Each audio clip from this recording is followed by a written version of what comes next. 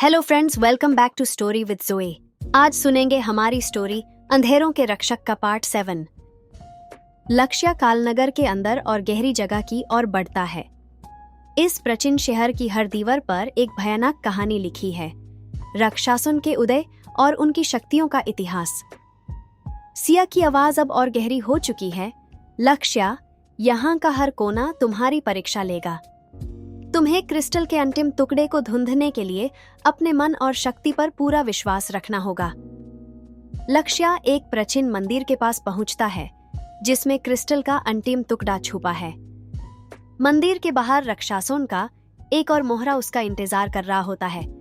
ये मोहरा सबसे शक्तिशाली है, जिसका नाम है कालकेतु। कालकेतु एक दिव्य राक्षस है जो क्रिस्टल के अंतिम टुकड़े की रक्षा करता है। उसकी आवाज पूरे मंदिर में गूंजती है। क्या तुम्हें लगता है कि तुम मेरे सामर्थ्य का सामना कर पाओगे? मैं इन राक्षसों के किंग का सबसे विश्वसनीय सैनिक हूं। तुम्हारा यह सफर यहीं समाप्त हो जाएगा। कालकेतु की शक्ति है भ्रम और रोशनी का संग्रह। वो लक्ष्य के सामने एक माया का जाल फैला देता है, जिसमें उसके अपने दोस्तों और परिवार के चेहरे प्रकट होते हैं। सिया की आवाज गूंजती है, यह सब एक भ्रम है। तुम्हें क्रिस्टल की रोशनी का उपयोग करके इस जाल को तोड़ना होगा।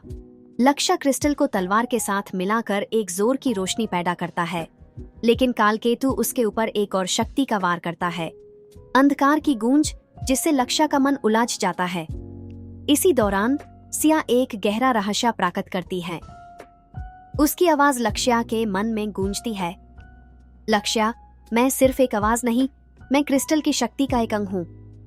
तुम्हारे अंदर की रोशनी को जगाने के लिए मुझे राक्षसों के किंग ने बनाया था, लेकिन अब मैं तुम्हारे साथ हूँ। यह तुम्हारा असली युद्ध है और क्रिस्टल की शक्ति तुम्हारे अंदर छुपी है। लक्ष्य के अंदर एक नई ऊर्जा जगती है। उसने सिया की बातों को समझकर अपने अंदर के डर और उलझन को तोड़ दिया। कालकेतु के खिलाफ अपनी तलवार और क्रिस्टल का उपयोग करके उसने एक आखिरी जोर का वार किया, जिससे कालकेतु हरा दिया गया।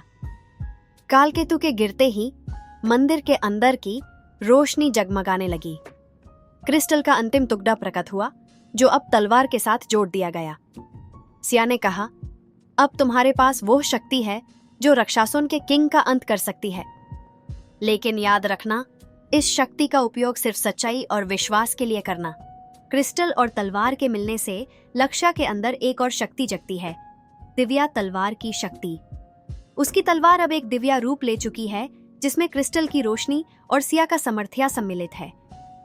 क्रिस्टल के अंतिम टुकड़े के साथ राक्षसों का किंग अब लक्ष्य के नजदीक होने का संदेश भेजता है।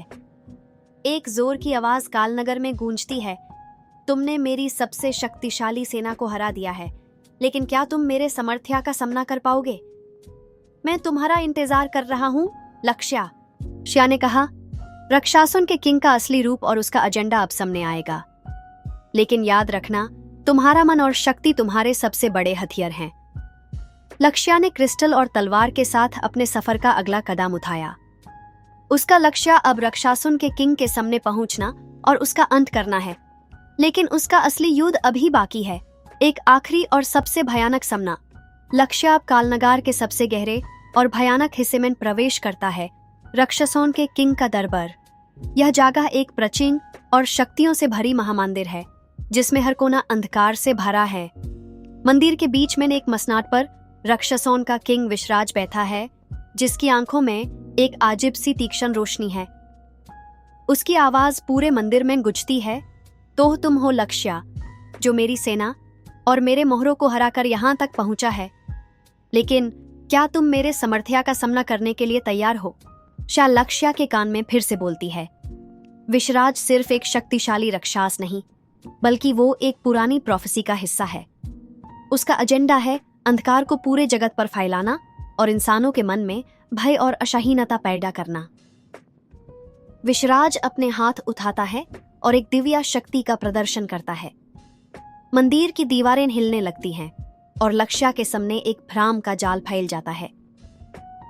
विश्राज बोलता है, क्रिस्टल और तलवार की शक्ति के बावजूद तुम मेरे भ्रम और शक्ति का सामना नहीं कर पाओगे।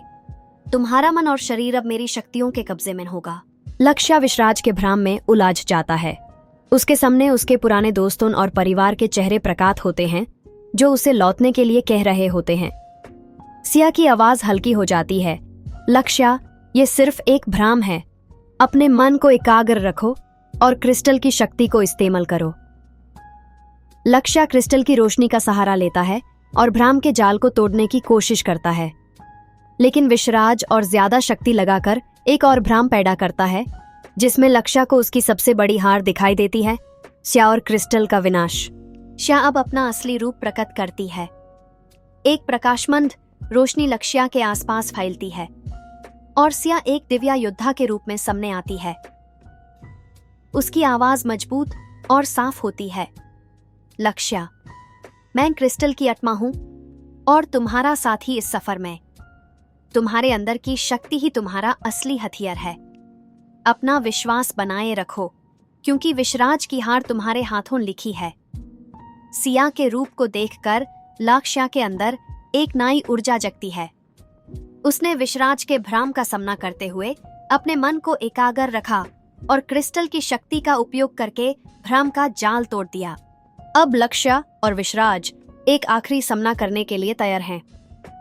विश्वराज अपनी शक्तियों का प्रदर्शन करता है और मंदिर को एक युद्धभूमि में बदल देता है। सिया ने लक्ष्य से कहा, अब यह समय है क्रिस्टल और तलवार की शक्ति को एक साथ मिलाकर विश्वराज का अंत करने का। लक्ष्य ने अपनी तलवार को क्रिस्टल के साथ मिलाकर एक दिव्य प्रहार की तैयारी की। विश्वराज बोलता है, तुम्हारा प्रहार मेरे लिए कुछ नहीं। मैं अंधकार का स्वामी हूं और अंधकार कभी खत्म नहीं होता। लेकिन लक्ष्य ने अपने अंदर के विश्वास और सिया की शक्ति के सहारे एक जोर का प्रहार किया जिसने विश्वराज को पहली बार हिला दिया। विश्वराज अब अपनी अंतिम शक्तियों का उपयोग करने के लिए तैयार है। To be continued. अगले पार्ट में लक्ष्य और विश्वराज का अंतिम युद्ध, सिया की पूरी शक्ति का प्रकाश और राक्षसों के साम्राज्य का अंतिम जीत।